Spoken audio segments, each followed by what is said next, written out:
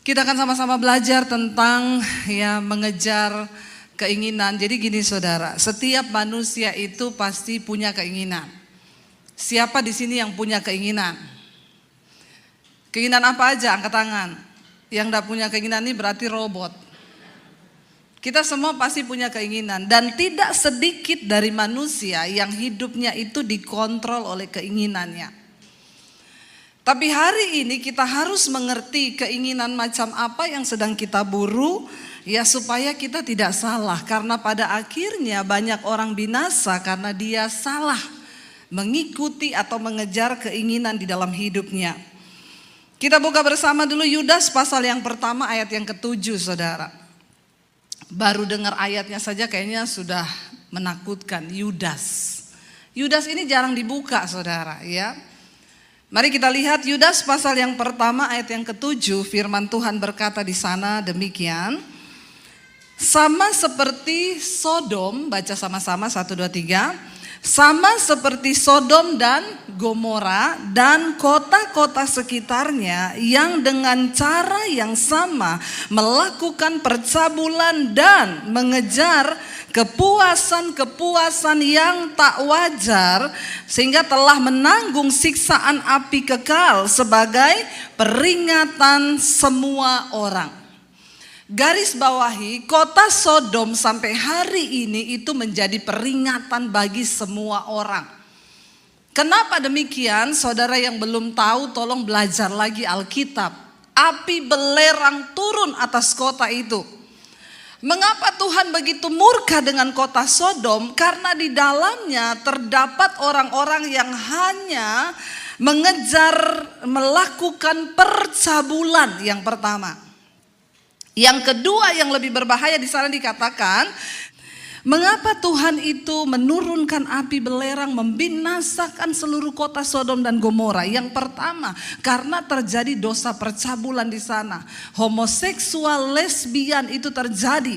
Yang kedua, ternyata yang tidak kurang dan yang tidak kalah penting kita harus garis bawahi, kenapa Tuhan menghukum kota itu? Karena dikatakan di sana dan mereka semua apa? Mengejar kepuasan-kepuasan yang tak wajar. Garis bawahi mengejar kepuasan yang tidak wajar. Saudara, kepuasan jiwa manusia itu tidak akan pernah bisa diisi dengan hal-hal yang terlihat mata. Contoh satu, kekayaan. Kalau Anda berpikir bahwa Anda akan merasa puas di hidup ini waktu Anda punya kekayaan, uang, deposit, Anda menikmati segala kemewahan, maka Anda sedang tersesat. Katakan amin. Itu sangat-sangat menyesatkan karena harta tidak akan pernah bisa membuat jiwa manusia puas. Saya mau tanya, seenak apapun makanan di depan kita, ada yang bisa makan 10 piring? Ada di sini? Kita makan sedikit aja sudah, aduh ya ini perut rasanya, mau sekaya walaupun saudara bisa bayar makanan semewah apapun, semahal apapun, kita manusia itu punya batasnya, apalagi ya perut manusia itu ada batasnya, sekaya apapun orang. Kita banyak melihat kan rumah tangga hancur justru waktu kaya. Ada orang yang datang konseling, Bu Debbie, suami saya itu loh dulu miskin Bu. Sama saya sama-sama berjuang dari nol, setelah kaya Bu selingkuh. Ya, kenapa seperti ini? Waktu dia masih belum punya apa-apa, dia berpikir kalau dia kaya dia akan bahagia. Ternyata ketika dia kaya, ada satu titik kejenuhan bagi manusia. Waktu engkau kaya, engkau akan merasa begini. Oh, jadi orang kaya itu cuma begini. Saya banyak ketemu orang-orang kaya yang kesepian. Mereka punya banyak harta, tapi jiwanya tuh kosong. Ada ibu-ibu yang berburu tas mahal, terus tiap hari harus beli tas. Kalau nggak beli rasanya alergi kulitnya. Ya, kalau sudah pakai tas mahal jalannya itu beda. Di Indonesia, di sini tidak ada. Nggak ada yang angkat tangan maksudnya.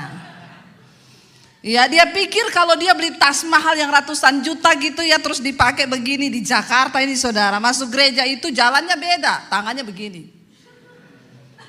Masuk pintu orangnya belum kelihatan, tasnya duluan.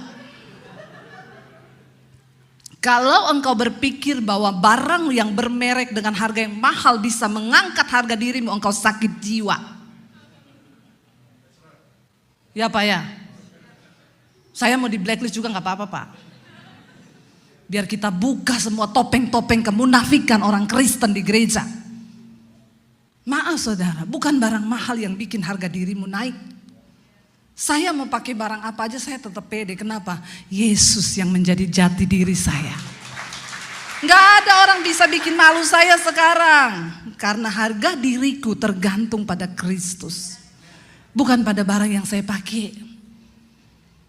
Kasihan teman saya udah pakai asli dipikir palsu. Kepahitan loh. Dia pakai sepatu mahal yang puluhan juta. Dia bilang sama saya, Bu, itu cowok itu orang kaya, kenapa sepatunya sama kayak saya? Saya bilang enggak, dia kos-kosan naik motor, nggak punya mobil. Masa dia bisa beli sepatu sama saya? Saya bilang itu palsu, belinya di Jakarta Taman Puring, 700.000. Makanya saya lihat-lihat dia punya garis merah lebih panjang dia daripada saya. Saya bilang itu malah lebih mahal loh Pak garis merahnya. Karena dia pakai asli, ada orang pakai yang sama, dia sibuk memperhitungkan itu asli apa palsu ya, sakit jiwa nggak? Mau dia pakai asli mau palsu biarin aja, itu loh yang jadi salah. Saya tahu ibu-ibu yang pakai merek itu tiap saya datang langsung lirik tas saya, mereknya apa ya? Makanya saya lebih suka pakai yang tidak ada merek biar penasaran dia tasnya Bu Debbie ini berapa harganya ya, wah dia nggak tahu di 1 M, ember. Anda tidak akan pernah puas. Waktu Anda berburu yang begitu, Anda akan terus diikuti setan dan setan dan setan. Dan akhirnya kacau. Ada seorang bapak itu kok dia di konseling sama saya. Ceritanya ada seorang ibu suaminya selingkuh.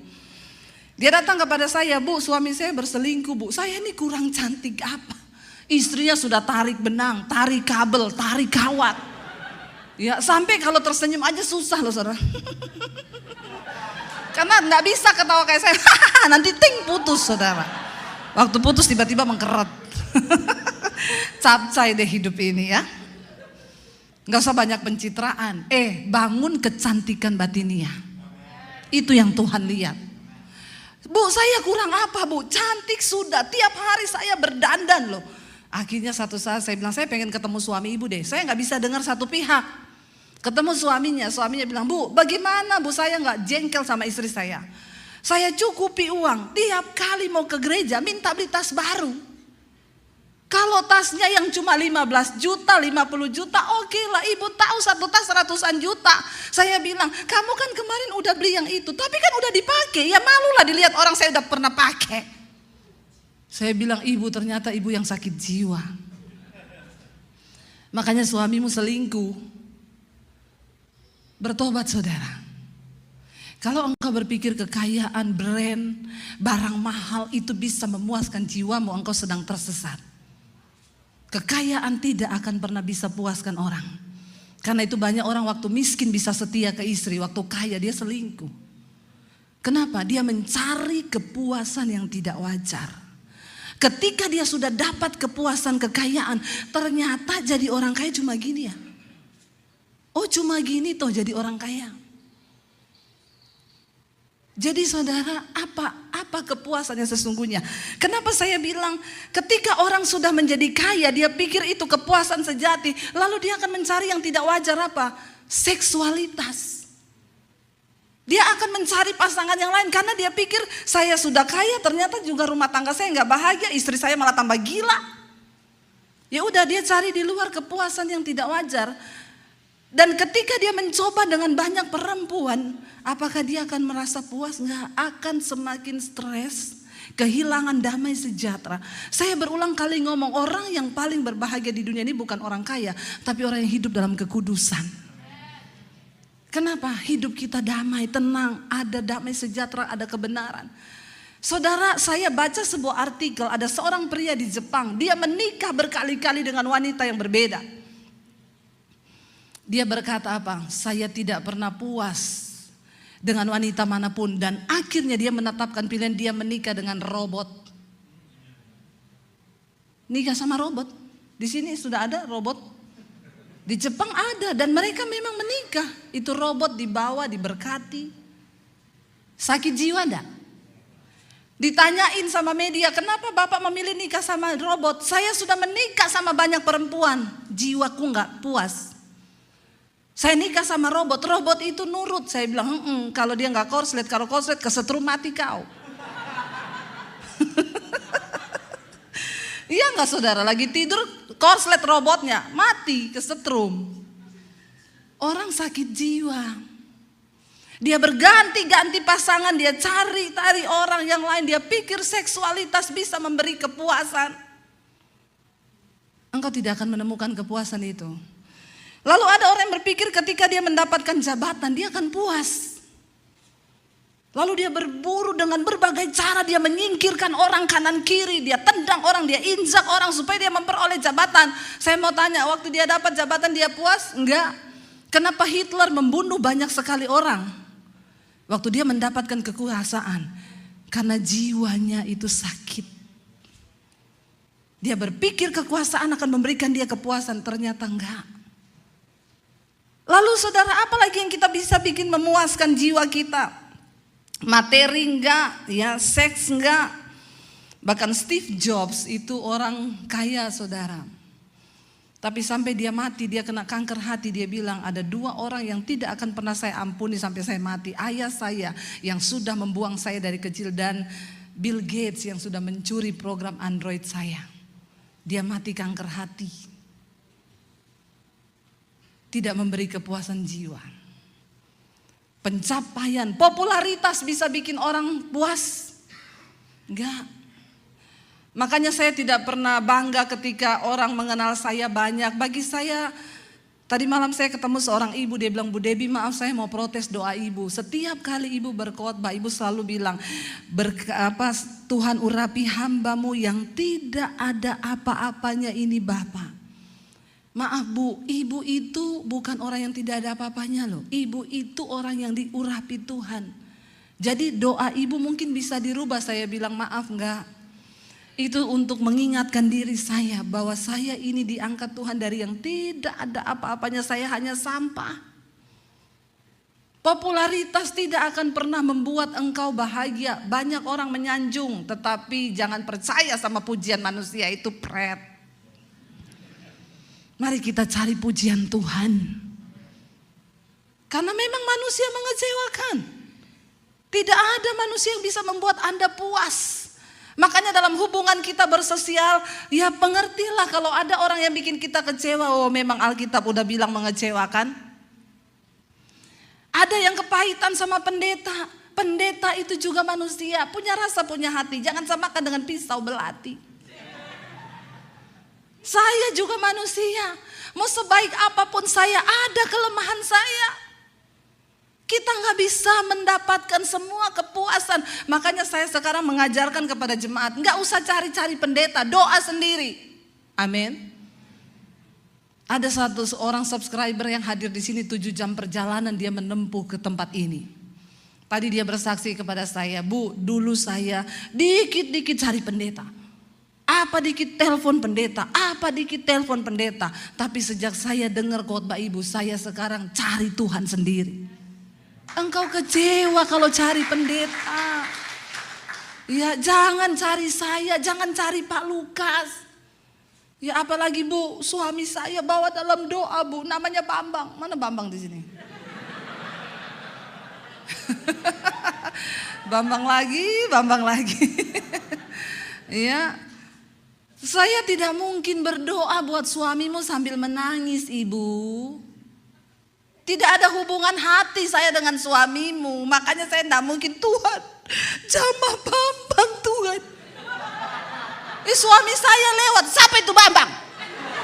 Malah kita berantem gara-gara doa yang ibu-ibu titip sama saya. Tidak mungkin saya menangis buat suamimu. Hei bapak-bapak gak usah titip Pak Lukas. Pak doain istri saya Jenny Pak. Saudara bayangkan ketika Pak Lukas berdoa di rumahnya, Tuhan Jenny, Tuhan. Bu Sherly lewat, siapa itu Pak? Jangan titip-titip doa. Enggak ada pendeta bisa berdoa dengan hati Tuhan buat suamimu, buat istrimu, buat anakmu. Percuma engkau titip doa sama saya. Makanya saya bilang datang sendiri sama Tuhan. Doa yang engkau lahirkan dari hati dan iman itu yang mengetok pintu sorga. Sehingga Tuhan akan menjawab doa dan permohonanmu. Amin. Jadi jangan. Tidak ada yang bisa puaskan. Seks, harta, kekayaan anak-anak muda yang ada di sini. Jangan kau coba-coba seks. Karena ikut-ikutan orang, jaga kekudusan hidupmu.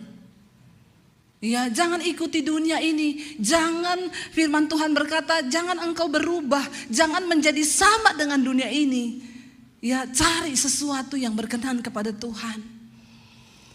Lalu saudara, kenapa saudara? Ya, kenapa sesuatu yang sifatnya fana dan harta terbatas, seks terbatas, tidak akan pernah bisa menguasai jiwa atau memenuhi kebutuhan jiwamu, kepuasan jiwamu. Kenapa? Karena jiwa ini tidak terbatas, sementara harta itu terbatas. Sekaya apapun engkau satu saat, itu bisa diambil Tuhan daripadamu. Saya melihat di masa pandemi ini banyak orang kaya digoncang. Dari sini mereka baru menyadari berarti gak ada apa-apanya. Mau jual aset aja gak laku. Jadi jangan taruh harapanmu pada sesuatu yang tidak kekal. Nah, kenapa harta, seks, jabatan, pangkat, popularitas itu gak bisa isi sesuatu dalam jiwa manusia? Karena jiwa manusia itu gak terbatas. Kepuasan jiwa kita tidak pernah terbatas. Dan itu hanya bisa diisi oleh sesuatu yang tidak terbatas, yaitu Tuhan Yesus yang luar biasa. Dia cukup, saudara. Ketika seseorang melayani, banyak orang melayani, saudara. Bahkan hamba Tuhan, pendeta, banyak. Dan semua motivasi pelayanan itu kan gak ada yang tahu, cuma Tuhan juga yang tahu. Waktu seorang hamba Tuhan melayani dengan sebuah tujuan uang, mengejar kekayaan, saya mau bilang, maka ketika dia sudah punya gereja besar, gedung gereja besar, depositnya banyak, dia akan berhenti melayani. Makanya kalau ada orang mau konseling, dia bilang suruh saya itu pekerja sana, konseling itu.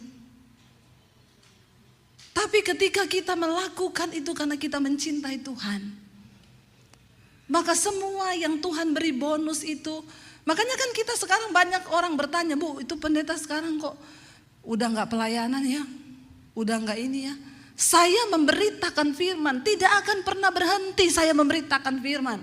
Saudara mau marah sama saya, saudara percaya atau tidak percaya, tugas saya adalah memberitakan firman, karena itu panggilan hidupku.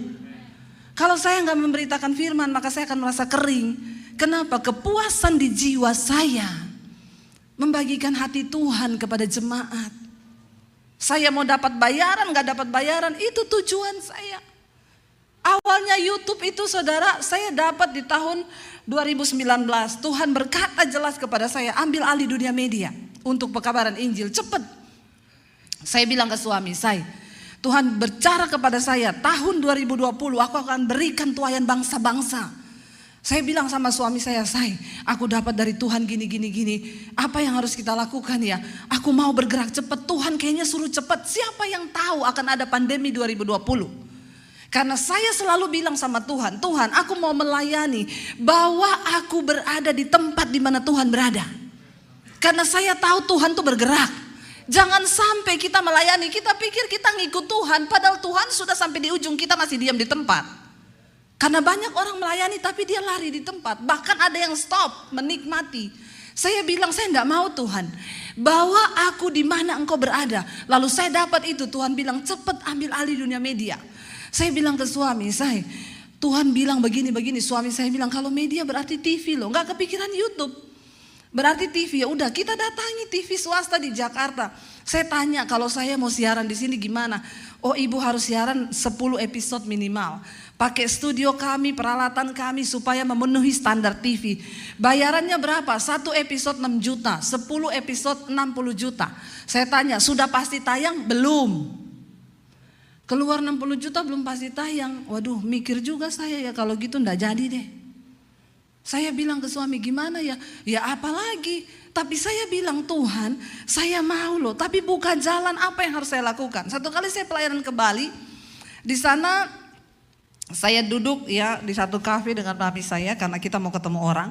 Saya lagi duduk, ada orang syuting di kafe itu. Kebetulan produsernya duduk di samping meja saya tanya, Pak ini lagi syuting apa? Lagi bikin TV Bu, di mana? Di YouTube. Oh bisa ya?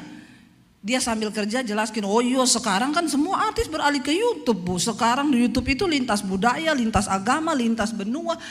Saya nangkep. Jadi saya benar-benar bersemangat, saya bilang, kalau gitu saya juga bisa ya. Dia sih sambil gini, ya semua juga orang bisa, ibu punya konten apa? Saya bilang biasa aja, keles. Gak usah ngajak berantem gitu mukanya. Karena dia lagi buka-buka YouTube, saya bilang, coba Pak buka di nama saya, ketik di YouTube. Karena kan ada gereja yang udah mulai angkat-angkat khotbah saya. Siapa namanya? Saya bilang Debbie Basir. Dia ketik, klik, oh ibu pendeta, iya loh. Ini ada loh tayangan ibu yang nonton 100.000 loh. Ini siapa yang angkat Bu? Saya nggak tahu tuh gereja mana. Berarti ibu sudah punya nama loh di YouTube. Berarti bisa nih saya bikin. Lalu saya mulai tanya-tanya peralatan apa semua. Dia bilang pakai handphone aja. Ibu pakai iPhone sudah cukup. Saya pulang. Saya bilang ke suami, bisa kita bikin YouTube. Dapat nih saya. Terus pakai apa? Pakai handphone cukup. Apa iya suami saya ngomong, apa lagi ini? Ayo kita mulai syuting. Kita syuting dengan peralatan seadanya. Waktu saya angkat satu khotbah dengan judul Akibat Dosa Tersembunyi. Sekarang yang nonton sudah jutaan. Itu orang bertobat saudara. Mulai dari pengerja, jemaat, semua sampai istri pendeta, pengakuan dosa. Saya baru lihat, ternyata memang benar Injil itu ya. Akhirnya saya tidak tahu, pertengahan 2019 kita mulai jalan, 2020 awal pandemi terjadi. Waktu saya bikin channel YouTube dulu, saya angkat di Facebook, tolong like dan subscribe. Beberapa gembala ngomong, pendeta zaman now carinya subscriber bukan jemaat, bukan cari jiwa tapi cari subscriber. Saya bilang subscriber itu juga jiwa, bukan kucing, itu juga orang. Rempong enggak? Begitu terjadi pandemi, semua WA saya, Bu bantu cari subscriber dong. Saya bilang jangan cari-cari subscriber, cari jiwa. Kita mesti mengalir dengan Tuhan. Ketika pandemi terjadi, saya waktu itu, Tuhan itu tuntun saudara. Ada tempat kecil di atas rumah saya, cuma besarnya 3x3 begitu. Saya suruh tukang, cepet kita buat studio di situ. Itu belum tanda-tanda pandemi. Tukang saya kerja, begitu selesai lockdown. Jadi kita sudah punya studio. Saya waktu mesbah doa pertama kali, ibu di sini ikut dari awal masih pakai handphone. Itu kenapa saya dapat mesbah doa, itu bukan konten yang kita cari. Tiba-tiba dari HP saya itu bunyi, ting, selamat Debbie Basir TV, Anda bisa live streaming dari HP. Saya pencet itu gambar kamera. Tiba-tiba udah live streaming di YouTube. Suami saya gini dari jauh, live streaming itu matiin. Saya lihat orang sudah masuk, Shalom Bu Debbie. Itu kan waktu tayangan mayat-mayat di TV ya, pas COVID. Shalom Bu Debbie Bu, kita doa ya Bu, kita doa ya, kita takut apa yang terjadi Bu. Karena dia masih di keyboard, saya bilang nyanyi. Live streaming pertama masuk 2.000-3.000 orang. Mereka bilang, Bu besok malam lagi ya. Dari Maret 2020 sampai hari ini mesbah doa tidak pernah bolong satu hari pun. Semua karena anugerah Tuhan. Ya saudara, ya saya mengucap syukur itu kalau kita ikut Tuhan tuh itu luar biasa. Ya, dan makanya saya bilang kalau orang melayani hanya untuk kepuasan jiwa, cari uang atau apapun, dia akan berhenti stuck di situ. Padahal Tuhan itu bergerak. Nah, ketika pendeta stuck, jemaatnya mati. Tidak mengalami pertumbuhan iman lagi. Karena mereka nggak nangkep sesuatu yang dari Tuhan. Tuhan masih ada. Saya menemukan ada begitu banyak jemaat yang kering. Mereka tidak lagi mengalami Tuhan. Mereka beribadah hanya minggu ke gereja, pulang seperti zombie yang gak ada apa-apanya lagi. Bahkan udah gak pernah meneteskan air mata. Sudah kehilangan kasih yang mula-mula. Rugi saudara. Apalagi menjelang akhir zaman ini kita harus semakin meneguhkan iman kita di dalam Tuhan. Di sini dikatakan kenapa semua tidak bisa memuaskan? Karena jiwa manusia itu tidak terbatas. Dan itu hanya bisa diisi oleh Tuhan yang tidak terbatas.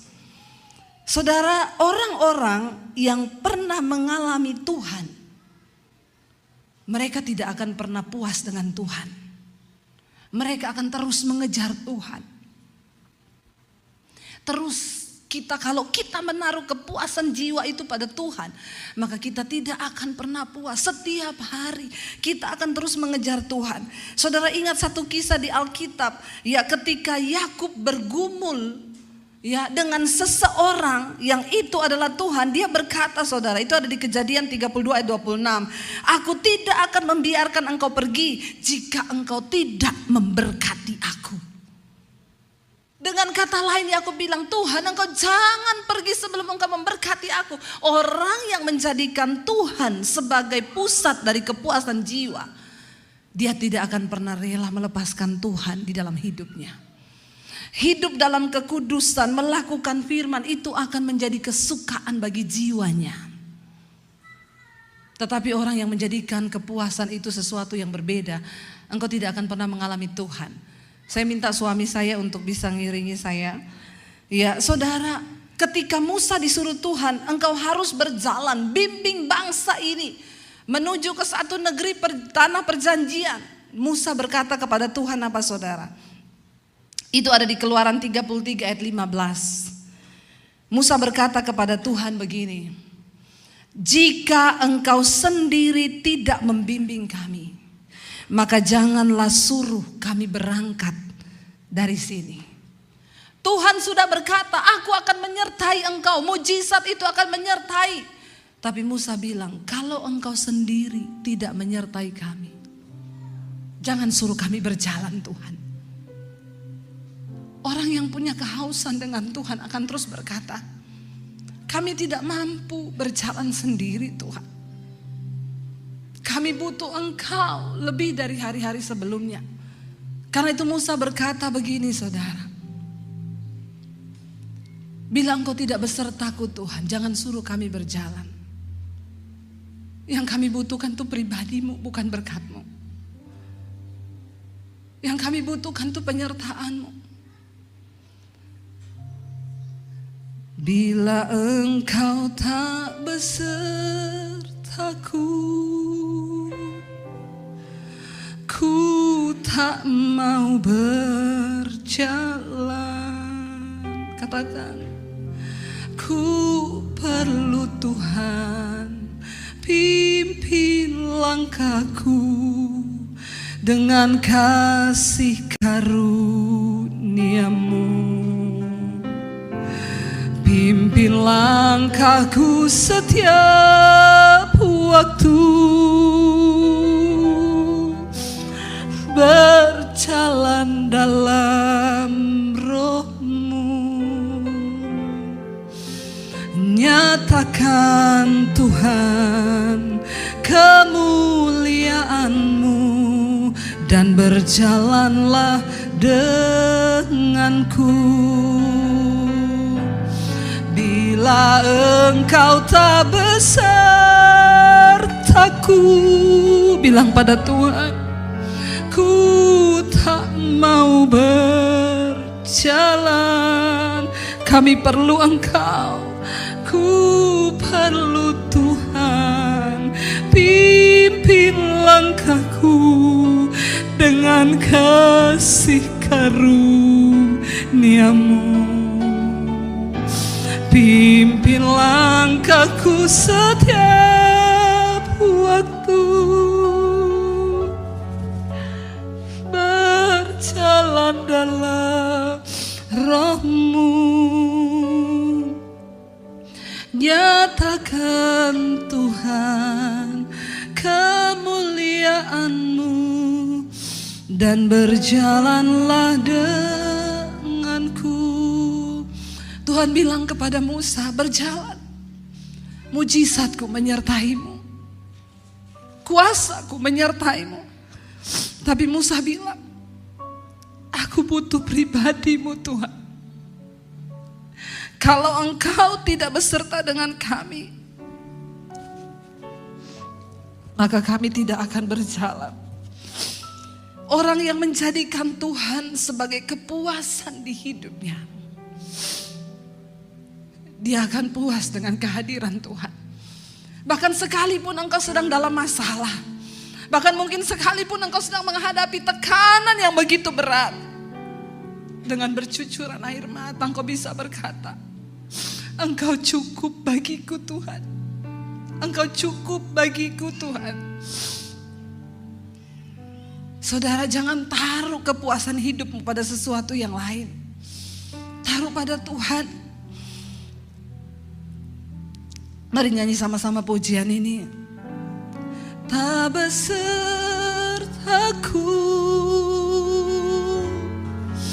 ku tak mau berjalan. Ku perlu Tuhan. Gak usah dulu.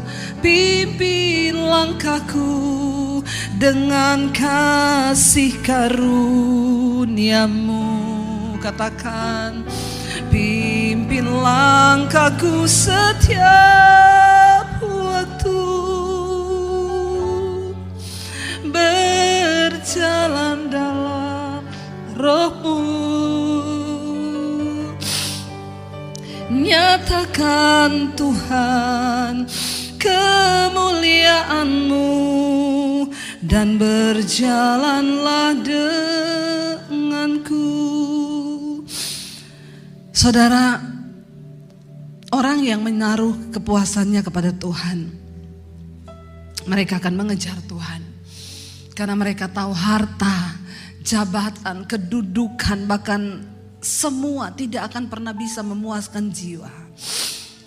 Daud berkata di dalam Mazmur 23 ayat 6, kebajikan dan kemurahan belaka akan mengikuti aku seumur hidupku, dan aku akan diam dalam rumah Tuhan sepanjang masa. Kemurahan, kebajikan akan mengikuti aku, tetapi aku akan terus diam di rumah Tuhan sepanjang masa. Ini sebuah penekanan, sekalipun aku berkelimpahan, sekalipun kemurahan Tuhan, kemewahan semua ada padaku, tapi aku menetapkan pilihan untuk berada di rumah Tuhan sepanjang umur hidupku, sepanjang masa hidupku, kata Daud. Artinya apa? Kemewahan, kemurahan Tuhan itu bukan segala-galanya, bukan berkat Tuhan yang sedang kita kejar, tapi perkenanan Tuhan. Dia beserta dengan kita, itu cukup, kata Daud. Aku akan tinggal di dalam rumah-Mu Tuhan. Hanya orang-orang yang bisa mengalami hadirat Tuhan yang paling berbahagia hari-hari ini. Saya bisa nangis di dapur, saya bisa nangis di kamar, saya bisa nangis di kamar mandi, saya bisa nangis di mana saja karena mengalami Tuhan. Betapa sedihnya kalau engkau hidup jauh dari hadirat Tuhan, saudara. Bahkan orang-orang yang berjalan bersama hadirat Tuhan, engkau akan mengalami teguran, tuntunan. Dan itulah yang terbaik bagi jiwa kita. Kenapa, saudara? Saya ingin kita semua tahu hari ini. Mari kita baca sama-sama. Kita buka sama-sama ayatnya, saudara, di dalam 1 Petrus. 1 Petrus pasal yang pertama.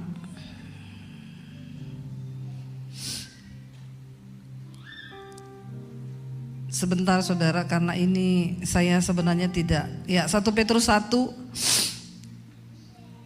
mulai ayat yang ke-8 bisa dikatakan. 1 Petrus 1 ayat yang ke-8, sekalipun kamu belum pernah melihat Dia, melihat Tuhan, namun kamu mengasihinya, kamu percaya kepada Dia, sekalipun kamu sekarang tidak melihatnya, namun kamu bergembira karena sukacita yang mulia yang tak terkatakan. Orang-orang yang mengalami Tuhan, yang menaruh kepuasan jiwanya pada Tuhan, sekalipun kita belum melihat Tuhan secara fisik, tapi ada sukacita yang melimpah dari hidup kita. Ayat 9, Kenapa itu bisa terjadi? Karena kamu telah mencapai tujuan imanmu, yaitu keselamatan jiwamu. Apa tujuan kita beriman? Supaya jiwa kita selamat. Karena kelak kalau manusia mati, manusia itu terdiri dari tubuh, jiwa, dan roh.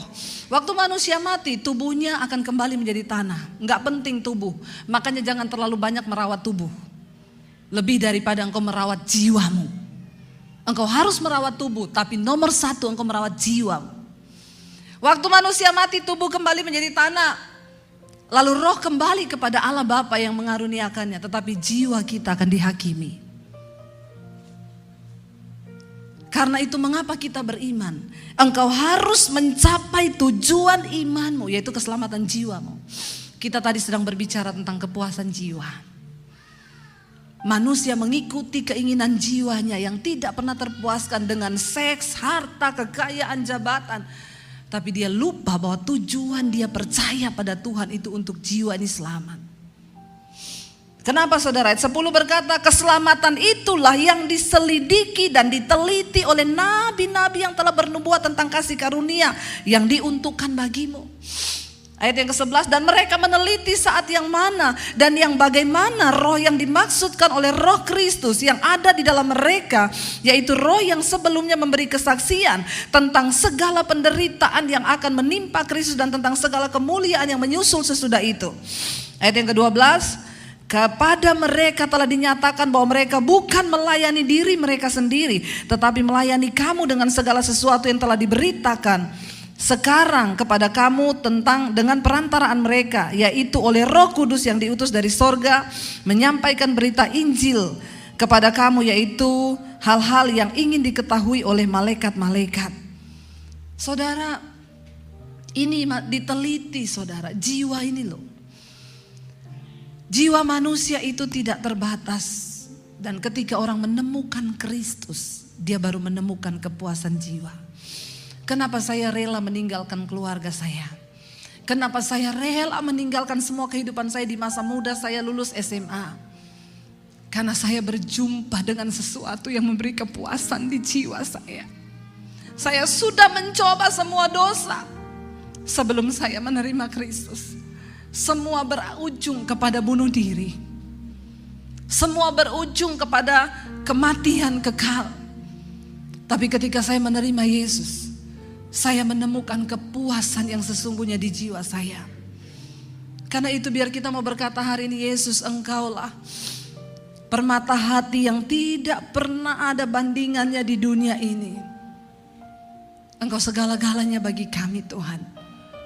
Biar kita mau bilang pada Tuhan hari ini bahwa Dia segala-galanya. Dia kekayaan yang tak ternilai, Dia permata hati.